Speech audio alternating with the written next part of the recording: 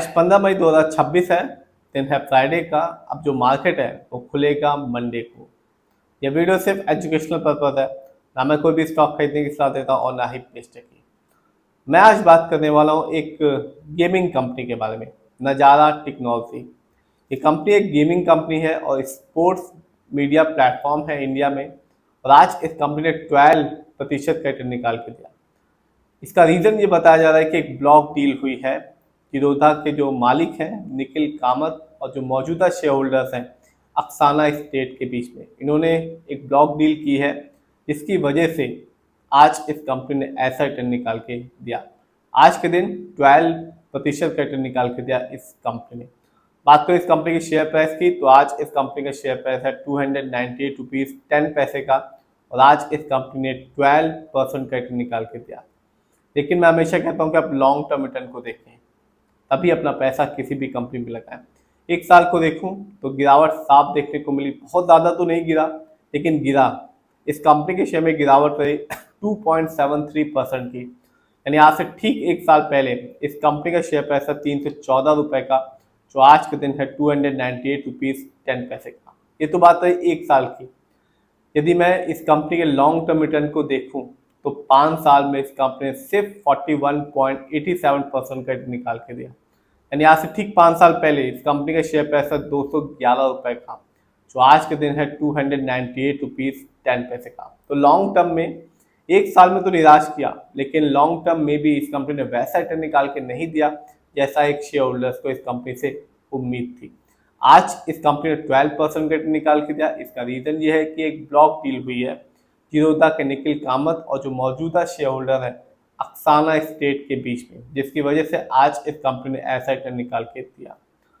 देखते हैं इस कंपनी के स्टॉक के परफॉर्मेंस को। तो एक साल में इस कंपनी का जो हाईएस्ट शेयर प्राइस गया वो था 363 रुपीज़, जबकि एक साल में इस कंपनी का लोएस्ट शेयर प्राइस आया 215 रुपीज़ 70 पैसे। जानते हैं इस कंपनी के इवेंट्स को। तो पिछले साल 2025 में इस कंपनी ने अपने स्टॉक को स्प्लिट किया था 2:4 के रेशियो में। साथ ही साथ इस कंपनी ने बोनस शेयर भी दिया था 1:1 के रेशियो में।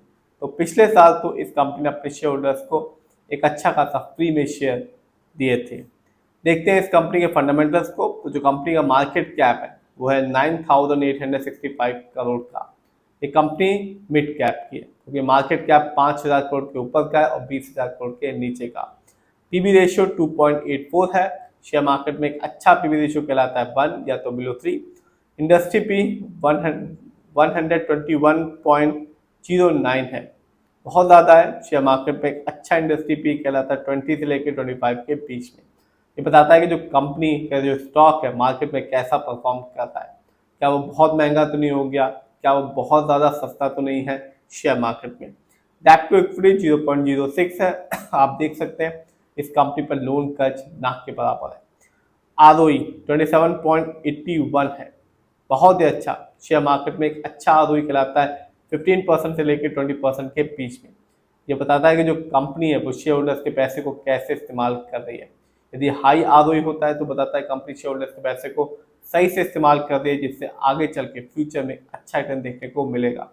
यदि कंपनी का आरओई कम होता है, नेगेटिव होता है, तो साफ बताता है कंपनी शेयर होल्डर्स के पैसे को सही प्रोजेक्ट्स में नहीं लगा पा रही, जिससे रिटर्न पाने की जो पॉसिबिलिटीज होती है वो कम हो जाती है। ईपीएस 2.21 है। शेयर मार्केट में एक अच्छा ईपीएस कहलाता है 80 और से ज़्यादा का। ये बताता है कंपनी ने लास्ट 12 महीने में कितना कमाया। देखते हैं इस कंपनी के फाइनेंशियल कंडीशन को। तो जो कंपनी का रेवेन्यू रहा क्वार्टरली वो था 448 करोड़ का, जबकि 2025 में इस कंपनी का ईयरली रेवेन्यू था 1715 करोड़ का।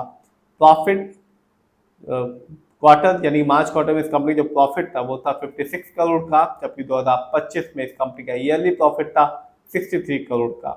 नेटवर्थ 2025 में इस कंपनी का नेटवर्थ था 3,237 करोड़ का, जबकि 2024 में इस कंपनी का नेटवर्थ था 2,335 करोड़ का।